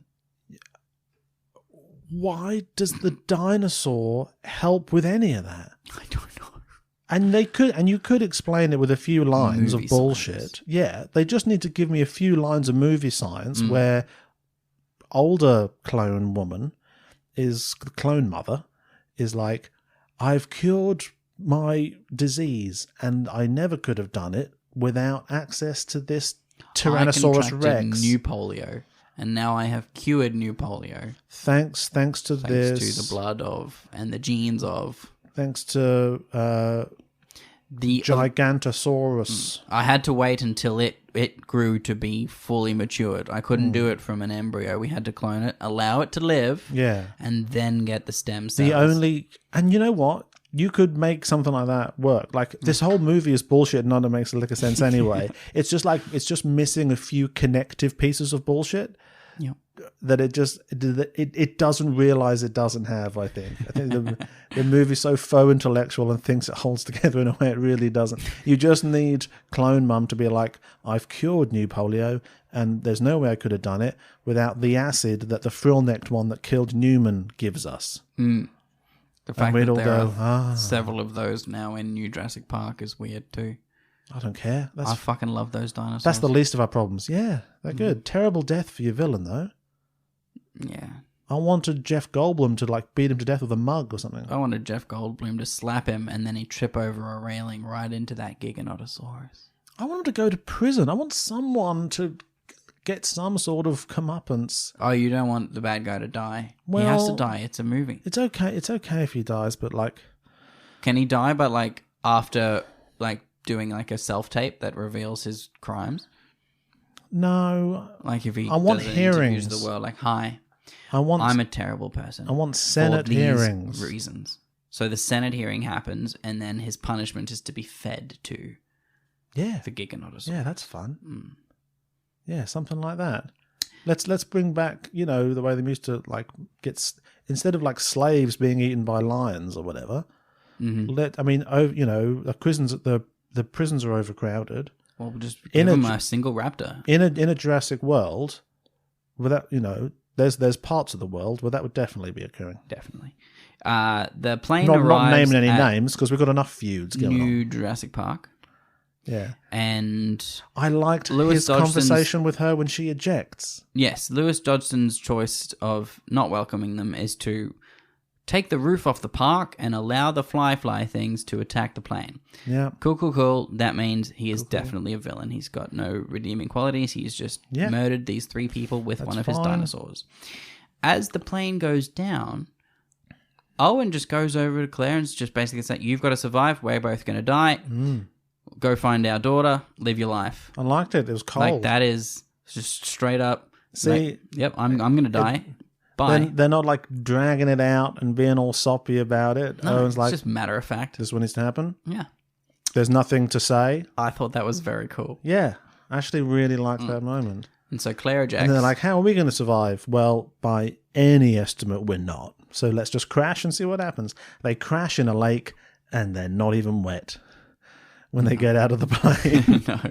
They The plane crash. stays intact. They crash in a lake of In a ice. frozen lake. What did you think of all the Jeff Goldblum? Coming back to the oldies. Back to the oldies. I didn't mind the little coffee sequence. The coffee when he sequence is- was fun, but during it, all I could do was watch all of the extras in the background dressed as guards who literally just watch these main actors and then speak into their wrists and stuff. So, like, we're led to believe that for the entire time, Biosyn knows everything that's going on within Biosyn. Yeah, but obviously they don't. And it's kind of crazy that... When that one guy tries to help them, I did not trust him for the first time. Oh, yeah, not at all. I I'm was like, waiting for "Wait, him." You are definitely a bad guy. Like, the Because- way you said that is Yeah. the way a bad guy would say that. Because the way Dr. Lewis sets him up, he's basically just like, he's like another me. Yeah, exactly. And I was waiting for this guy to betray Big Villain Goldblum. and them. Yeah. He just seemed Especially like a when bad he's guy. telling them to quickly get on the little train. I was like, no. Yeah. But when that little train bit happened, I'm like, so he is a good guy. I mean, we all wasted there's not a lot of twists and turns in this. There are not. It's very linear. And that was a real missed opportunity for a little twisty turn. Yeah. The cave system thing, I loved that. I like Yeah, that I Ellen mean, Grant just whatever. lets out a little scream from Yeah, the and crocodile just thing. screams and Like, falls over. that's kind of cool. Yeah, missed opportunity to have Gollum go I- by in the background. Don't like the fact that they go into the X-Files bug room, the X-Files B room. Yeah. Where all the bugs are twitching in the grass. And they get out of that room. But in that room are more bugs that are larger than they could possibly be to fill those 10 grass trays. It should have been an X-Files B room, It should have been the size of an X-Files B room which somewhere. is, for anyone who hasn't seen the first X-Files movie, you're missing out. But You yeah, it's should like definitely see it. It's massive very good. warehouse-sized. So it's kind of creepy and scary. Yeah, The whole it's thing feels very huge. small, and walking around Biosyn, especially underground, it all just felt like a spaceship. Like it It was did. very Star Warsy again. Yeah, but I love They the put- design of what Biosyn was. Instead of stormtrooper helmets, they just put face masks on so no one can see who they are. They do the Star Wars trick, and they just Star Wars. I was waiting for someone to talk to them through an intercom. They're like, "Everything's fine here. How are you?" It becomes apparent that the locusts are really bad for the world, and now Lewis Dodgson Yeah. can't deny it, so he orders that they be torched. Yeah. And he Well, I doesn't- mean, that's a little bit later because that's nighttime. Bear in mind Is it that still everything night? from Malta, this is one day. It's a big day. They just fly directly It's there. a big day. Clone Girl gets convinced by Henry Wu that her blood will save the world. So Yeah. he has a And I'll tell sweet you chat. what. Oh, there's that moment where Henry Wu is sitting there with his weird cardigan on and like uncomfortable at the table, and Lewis Dodgson sits down with a nice tender moment, and I'm like, okay, so they're a couple. And they've clearly been a couple. Oh, really? for a while. What was the Like, tender moment? I I just missed got that. tender moment of him sitting down and like convincing Henry Wood that what they're doing is the right thing to do. yeah, and, I like, guess. There was if just a he'd reached out and just held his hand for a moment, Would have I'm felt like, I would not natural. have felt uncomfortable, or like I wouldn't have felt that was not weird in this. There was an unexpected degree of intimacy. Yeah, it would have Oh, been like I didn't pick up on that. I just saw it as a conversation. No, that's interesting. I liked, what's his name? The doctor? Henry Wu. Henry Wu. I liked his progression. Me too. Because he's someone, he's gone through the exact same thing with 3 different revealed to be evil organizations. He's never seen it coming any time. And now he's just there, just kind of like rocking in the corner, hasn't cut his hair, just like, I don't know how this keeps happening to me. For the first I'm one. doing a Jurassic World again. I've done a Jurassic. I'm just doing good science. All I want is to do good science. All I've wanted to I'm do. good science, right? I've just I wanted do to good cure science. new polio, and instead I've done 3 Jurassic Worlds. Is this Is it my fault? Is it? I'm starting to think it's me. Am I the bad guy? I'm gonna. Are we the baddies? This whole movie, he's having a "Are we the baddies" moment. In the middle, in the second movie, he seems to be like, maybe we're not. I mean, well, that wasn't my fault. And this No, one he's is just like, really proud of his things. He's like, yes, I made these dinosaurs. We've saved them. Now sell them. Get me some money. I'll make more dinosaurs. and then this one is Good like, science. I think I've been doing bad science. I think The science is not. I good like science. the movie. It's because he makes bugs for the first time. He's like, he stopped making dinosaurs, Now- and he was like, "Oh wait, you're right. oh no, I've done. These are bugs. it's Bad science now." what's the matter? Oh, it's just. I mean, it's literally a plague. It's literally a plague. Like it's in the Bible. If they ask me to do frogs or anything, like I'm going to be surprised. Well, now the dinosaurs have amphibian DNA, so he did frogs already. he did frogs. Yeah, Got that him. was the Jurassic Nice, got him World. Got him. roasted. And those rivers of Now- blood. That's also happened. We That just has didn't get to happened. see It it. happened in the first Jurassic World. That's 3 down. You can 3 read down. about How it. many more to go? What do we got? What do You we can got? read about it at the inquest. Now, everyone is very upset and angry about the locusts. Yeah, understandably.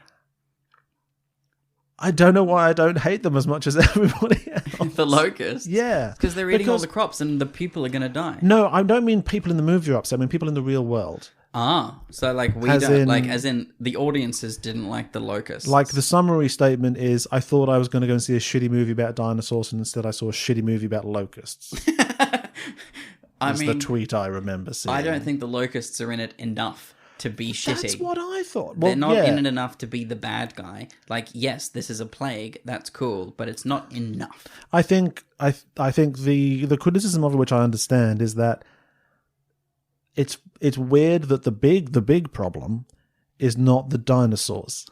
Yes. It's Jurassic World. We're doing Jurassic World, and the whole world is Jurassic now. But the real problem is coming out of this genetics lab where they're making apocalypse locusts. Mm-hmm. Now, I think again the bit of connective bullshit they're missing is ramming home that these are like dinosaur locusts. Well, they do 'Cause they- say that, they and say they are it, fucking huge. But you can't just say something in a movie because I say pick, it 3 times. I pick up on about 60% of what's said.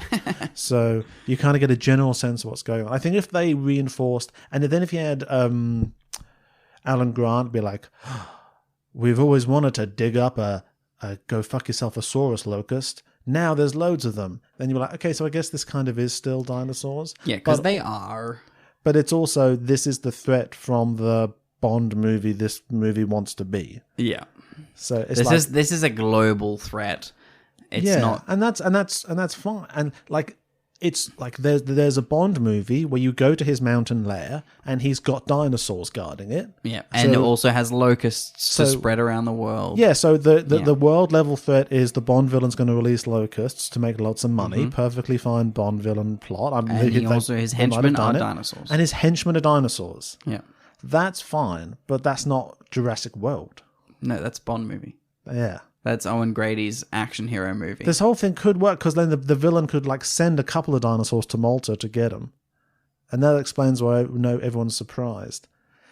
It's the idea of building a world where dinosaurs are socially imbricated and just woven into everyone's daily lives. that makes that the dinosaurs less. It makes them less interesting, and also just visually and in terms of storytelling, it never gets off the ground. Like you never buy it for a second. Yeah. So that's the failure of imagination aspect of it. Um, Alan Grant and Ellie Fletchley, Sadler. they do have chemistry. They do have chemistry, but I didn't want them to end up together.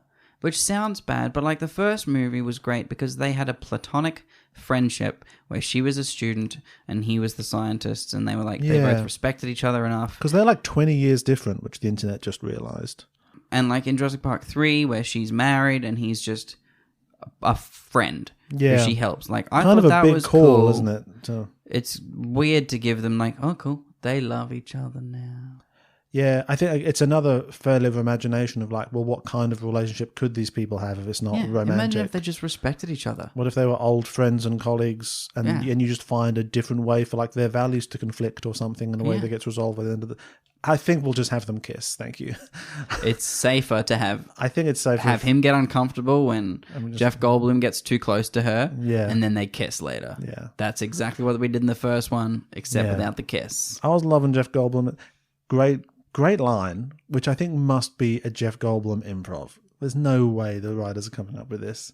It's like, you know what they say? It's always darkest just before eternal nothingness. Yes, I loved that line. That's great. so good. And I'm like, Goldblum wrote that, surely. yeah, it can't be in the script. But Giving yeah. the other dialogue, which is sad to say. It's kind of funny that the storyline is so linear and so basic that the bad guy invites Goldblum to work at his place and I kept waiting for there to be an ulterior motive. He just likes him to be there. And I thought he'd be like, oh, this guy's good for our public image because it makes us look like we're being self-critical and reflective. So meanwhile, I can do all this. But no, they give him an access card to everything. See, that's the thing I fucking didn't understand. Jeff Why the fuck Goldblum does Jeff Goldblum get to see downstairs? Is fully allowed to just walk through the grasshopper lab, and the bad guy is like, this is cool, you like this, right? You spent a career like warning against the dangers of genetic modification. You won't say anything about the grasshopper thing, will you? Cool, all right. You don't have friends that could... Wait, who's coming here later this week? It's not two other people that have shared your experiences, is it? You're not going to try anything, are you? Like, Jeff Goldblum's been there for a few weeks. 6 weeks. He's been there for 6 weeks. He invites his two best mates to come in and fuck it up. And they fuck it up within the day. Mm-hmm. Like, within hours of arriving, they've gotten everything they need and the whole place is on fire and he's dead before midnight. So cool. It's pretty hilarious. So yeah, they steal I didn't know there'd be a They steal a code. sample, and then they run into little clone lady who's escaped. They find a little clone lady. And so that's the do- first running of the two teams. They do riddles in the dark. They go into the cave, Claire goes through the jungle. gets hunted by this terrifying blind claw Freddy Krueger dinosaur. Oh, is it blind? Yeah, it's why its eyes were like that. It's blind-eyed, and that's why it couldn't see her, and it had to smell. I was wondering. Okay. Yeah, it heard the deer. Okay, her crawling slowly into the green pond. Fucking cool. Probably the best shot of the whole trilogy. Mm-hmm. And it stood out to me. And that was the point of the movie. Was like, this movie, and it's pretty good visually. Every other review I've listened to has singled out that same shot As like, a good shot? Yeah, and they're like, and that was the only good thing in the whole damn movie. It was good. I love a good head rising slowly, silently out of water shot. A good Always love Apocalypse that. Now shot, I yeah. love a good Apocalypse Now. That thing but- was quite scary. It I like that it's a was. herbivore. It's clearly a herbivore, but it's still fucking terrifying as shit. And we've got lots of feathers now. We do have feather dinosaurs. Lots of feathers. There's the big feather hand one that dives under the ice. See, I don't think that thing could swim like that in the real world. Well, But apparently that's what they were supposed to look like in the real world. Something Yeah. like that, less like blue. do you like the feathered dinosaurs? I do. I thought that thing was quite scary. I don't know why it lives Yeah, it was next like to a a- frozen, barren lake. And why is it trying so hard to get them? Like, why would it dive under the ice Yeah. to get them? See, that's not... But- is it an Atrociraptor that's got a code? Maybe No, no. Maybe their no, plane crashed into it's its not. favorite lake and now See, it's that would angry be at great them. because the Bond villain would have put codes in all the dinosaurs and then you get around this whole problem. But they're meant to be moving through an ecosystem. I like when they get up onto the edge of the dam and they're running and the woman just screams as she runs, like, "Rah!" Yeah. Finally. Yeah. So the dinosaur stuff at the end, through that whole third act, while they're infiltrating and the whole thing is going, the dinosaur stuff is great. Well, it becomes very, very old school Jurassic. It's night, does. it's raining, they're in a car, the car's upside down, they're running around, Oh, that's there's something- flaming torches. Off topic, wildly off topic. That's something I realized in my most recent rewatch of Fallen Kingdom. He comes across the same Jurassic Park car from the first Jurassic Park movie. Yeah. they That's do the it. overturned car from the first movie. See, Back that's- on track. Wait, no, hang on. When Owen Grady goes into the bush to look for Blue in Fallen Kingdom, But isn't that a different island to the first movie? no, Isla Nublar is the same island in Jurassic World and Jurassic Park. Isla Sorna is only used in Jurassic Park: The Lost World and Jurassic Park 3. I see. Okay. That island is never explained in this trilogy of movies as never the place return they to could have just taken these dinosaurs to. Or also, they didn't really need to worry about extinction being a thing because there's another fucking island with dinosaurs on it already. Good point. You know what's great about that island? It's not a big fuck-off volcano, you bunch of idiots. And they didn't put a fucking theme park on there and thousands of people didn't die. Just 56. Yeah. Just 56. Just a gentleman's 56. Just a light. Just a little team of dudes doing bad stuff. Just a light 50. They died, and a little bunch of girl them got were attacked by weird. some green things. It's not I'm like, that's cool. That's like cool. it's not the end of the world, is it? Yeah, dinosaur stuff at the end is great. And the other things I was going to say about Do Wonder Wise, especially when they've all met up together, and we're a big old group. Yeah. There's 9 people on that plane at the end. Yeah. There's 9 goody characters On the helicopter-y thingy. At none the of end. whom die. Yeah. See, I think she there does was a moment where I thought they were going to kill Goldblum. Yeah. And when the Giganotosaurus had revealed itself to them and they had the nobody move and like When they he- snuck around the car. Someone and stuff. finally figures out, why don't we chuck something in its mouth, which I've been waiting for someone to do for and it 6 looked like movies. a dragon for a moment. Oh, so cool. Set something on fire, because these dinosaurs never get tired of opening their mouths as wide as possible without biting you. Like, they love having a good roar. Yeah. So Throw something in that soft, fleshy mouth. why does no one ever bazooka the mouth? Soft, fleshy, open mouth. Yeah. Anyway, Yeah, let's put something in it. what would you have thought if he'd gotten chomped I would. in order to save everyone? Yeah, see, I think it would improve my thoughts of the film as a whole if they killed off a character. Yeah, I think they should have Like, killed if he someone. had a sacrifice. Yeah. Yeah, but I like that he didn't. I also hated the fact that ladder went so slowly to lower down when Claire pressed the button for lowering the ladder at the first bit. Like, what the fuck? It just takes so long. I like Big Frill Neck, and then Owen just fucking grabs it underneath. Yeah. And it's like, you and it's stop it. choking on its own fucking poison and Oh, shit. just choking it. No one ever thought that you could choke a dinosaur to death. That's He's a real such a innovation. Again, if he was a strong character, he does so much cool stuff. He does. There's just nothing to him. What I was going to say is, DeWanda Wise, I think, does a very good job of holding her own in that group of 3 of the most iconic characters in the history of cinema, and also the other 2 from the previous ones. Yeah. And a girl And who's a Clone better Girl. actor than I would have, anticipated, to be honest. I didn't say great. Okay, good. I just said, Yeah. that's the thing. Nothing is good, but everything's a bit better than I thought it was going to be. So I think that's why Well, I'm coming out so glad. positive. I think she meanwhile- and I think it works well in the dynamics of the group. Like it helps for Owen to have someone like her around, because Yes. otherwise it's just all him. A Like very competent and charismatic person. well, just anything physical that needs to be done, he needs to think of it and do it. But having Kayla Watts there as well, they're at least a double act of, okay, there's 2 of us to like be the leaders of what we're physically doing. Yeah. So I think that was good. The Avengers moment that comes later on where they all get to the main place and then they split up to do their tasks. I'm like, okay, someone's going to die now, and it's Yeah. going to be her.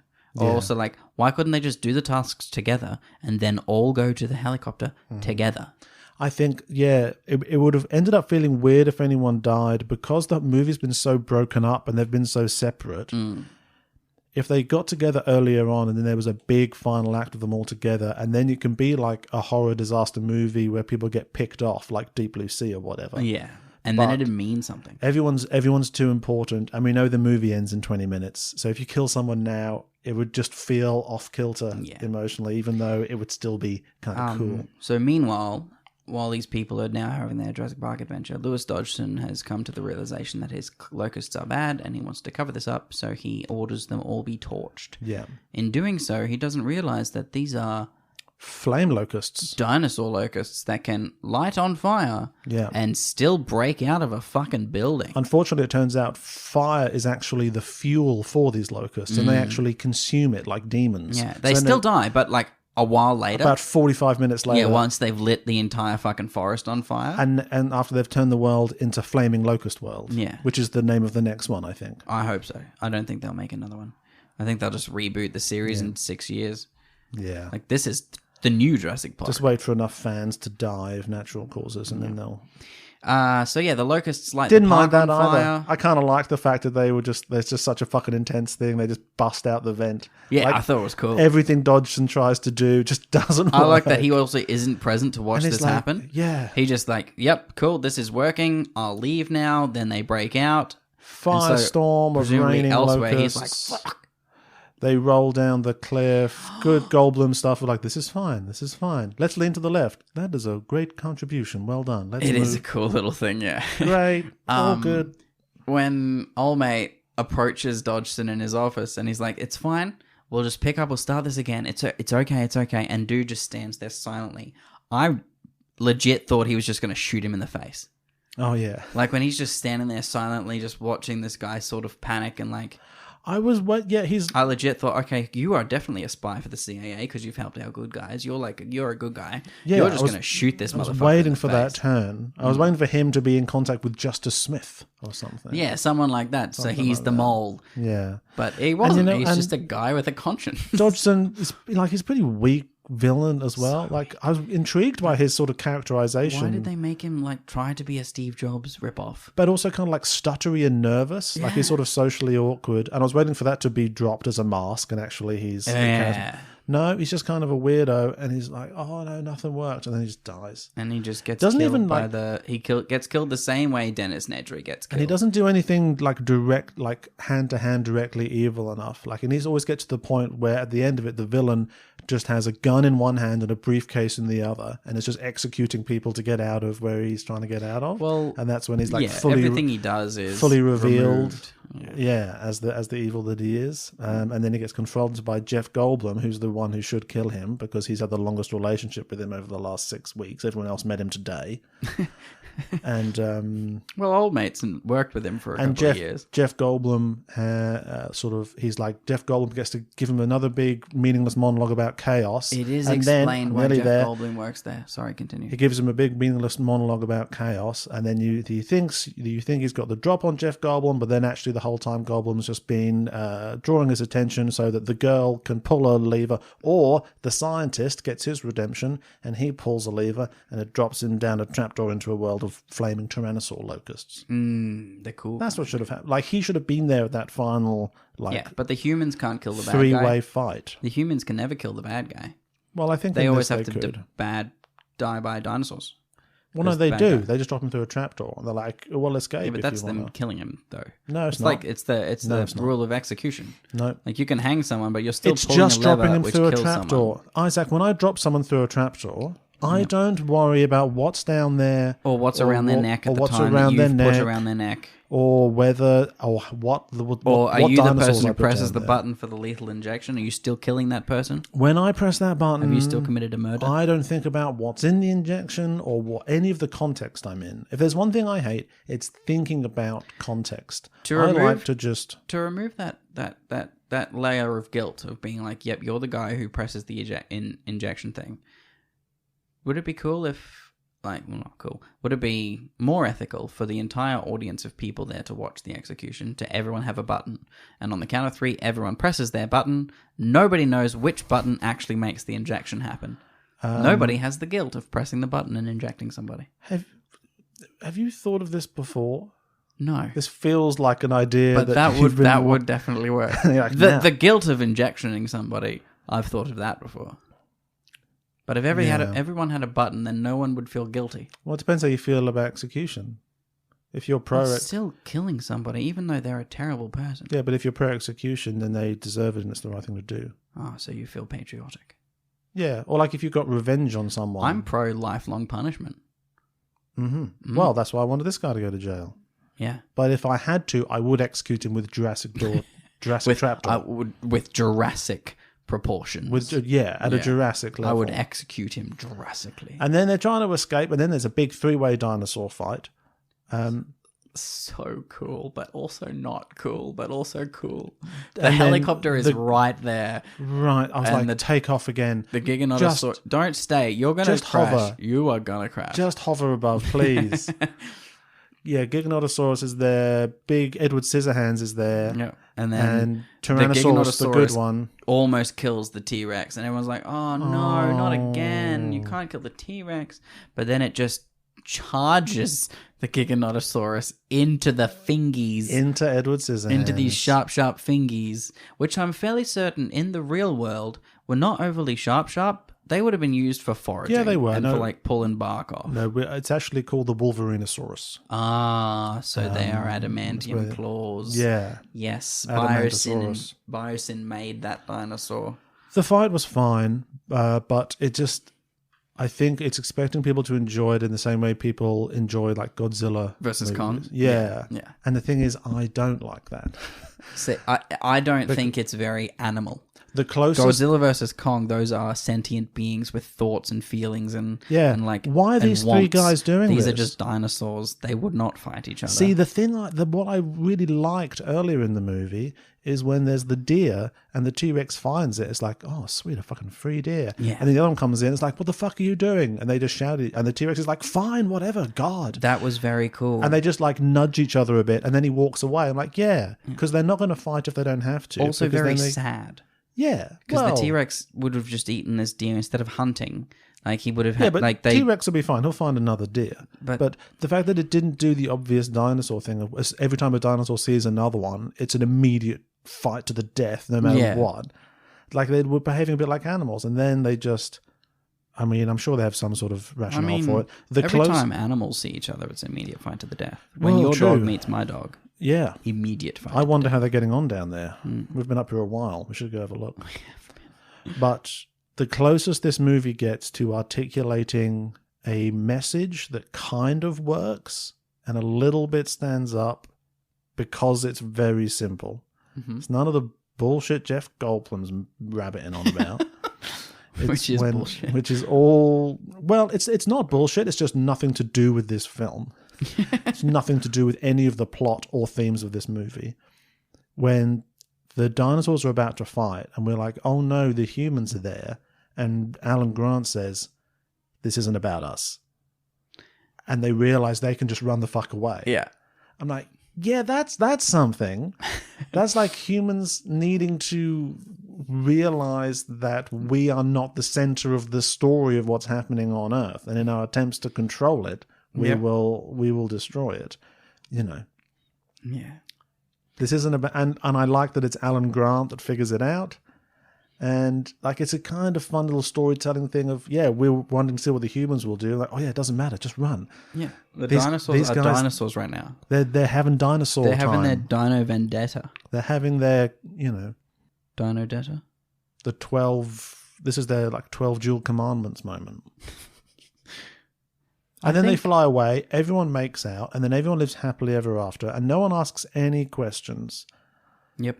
And then there's just like dinosaurs in the park. And they deliver still. the little baby back to Blue, and Blue gets angry, and they move on with their And lives. Blue is like, this is the last and fucking then straw with it you. ends with Ali Sattler and Alan Grant in a fictitious pond in Washington, And there's hearings. about to go to a hearing. We don't get to see the hearing, No, and look, but they're going to the hearing. I'm not an idiot. I know the hearing's unlikely to bring about structural change, but, you know, it's just nice to have stuff on the record. It's nice to know that they're having hearings. Look, it's, you know, a hearing's better than no hearing, and we just have to know to I temper our like hearing expectations. things in general is quite good.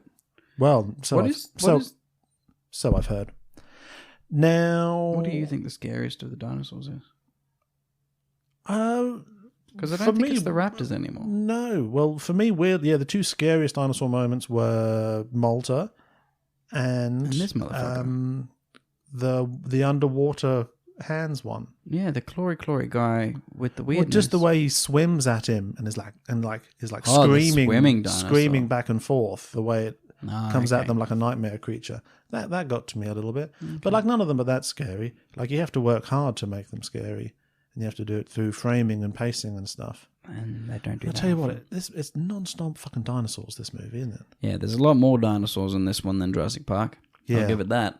Yeah. Well, Jurassic Park is what if Jaws but dinosaur, Mm-hmm. and you hold it back. You hold it back. Yeah, like a smart one- filmmaker. Is not an exercise in restraint. Yeah. But Yeah, Jurassic Park is like the first Godzilla movie. Sorry, the 88th Godzilla movie, but 2014's Godzilla, where you see him like 4 times and then it Yeah. ends. so my hot take, I think this is the best of the Jurassic World movies. I agree. No, actually, I think if I hadn't gone back and rewatched it, I'd be saying Jurassic World is better in a Force Awakens-y type of way. But I think I still like Jurassic World. No, Jurassic- actually, yeah, I'll agree. Actually, Jurassic- Jurassic World is better than Fallen Kingdom, though. Jurassic World gets you with that Force Awakens nostalgia It does. that makes you want to like it. But then what actually happens in it, it's not that great. Yeah. And the running in high heels, I don't think they're ever going to live that down. Fallen Kingdom big old mess. Hardly anything that for me is that engaging. Like, half of it is a haunted house, and I'm sorry, no. In all 6 of them, the best one is the first one. Obviously. Second best one is actually the second one. I agree. Third best one is this. I think it is. And then Jurassic World, and then Jurassic Park 3, and then Fallen Kingdom's last. Yeah, wow. Yeah. Complete agreement on that one. I think so. So it goes 1, 2, 6, 4, 3, 5. You heard it here first. And out of 10 for this one? 6. 7 maybe, at a stretch. I'm gonna limit it to 6, I think, and that's amazingly generous. Yeah. To be honest, It was very fun. yeah, and its flaws are grave and undeniable, And and I think it's they've also had an extra 2 years to figure out that it was shit. Or maybe it was really good. And in that 2 years, they've been like, oh, maybe we should have done this instead. Yeah, let's do that. it's an okay version of not a Jurassic World movie. I think that's the situation. And this has been Jason Bourne with Dinosaurs. Okay, And so Star Wars. Jason Yeah. Bourne with Star Wars and Dinosaurs. it is Jason Bourne with Star Wars and Dinosaurs, and I like all 3 of those movies, although as I've established, not so much lately. That does go for Jason Bourne and Star Wars and Dinosaurs. Because as we have also established, everything is in a steady decline. Everything should just be left alone and you make new things. Join us next week on The Decline, where we find out what else has gotten 10% worse every year A little shittier. throughout living memory. What else has gotten a little shittier? Thanks for listening, everybody. If you've been enjoying the show, we're on Twitter, Exceptional Pod. We're on Instagram, Exceptional Thieves. You can send us an email, as always, at exceptionalthieves@gmail.com. We will be back soon with a review of, and I'm very excited, RRR. Is that what it's called? Yeah, Okay. I thought it was like triple R. Or rrr. that's what we're going to... Thank you, as always, to Christine for listening. We really appreciate it. Yeah, I miss you, Christine. Any final thoughts on Jurassic World Dominoes? No, I think we've covered it, haven't we? we have. Dinosaurs look good in the snow. They do. We A do. lot of snow. Not enough. We don't like it that much. Why do they have a tropical valley in the Alps? The don't know. European mountain snow ranges.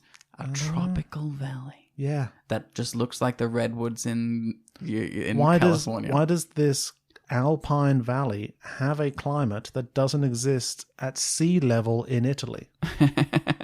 That's the real question. I don't know. Unexplained. Biosyn. Biosyn. Again? It's like biosyn. And that's fine. That's just a missing piece of bullshit. The only problem with this movie, not enough bullshit.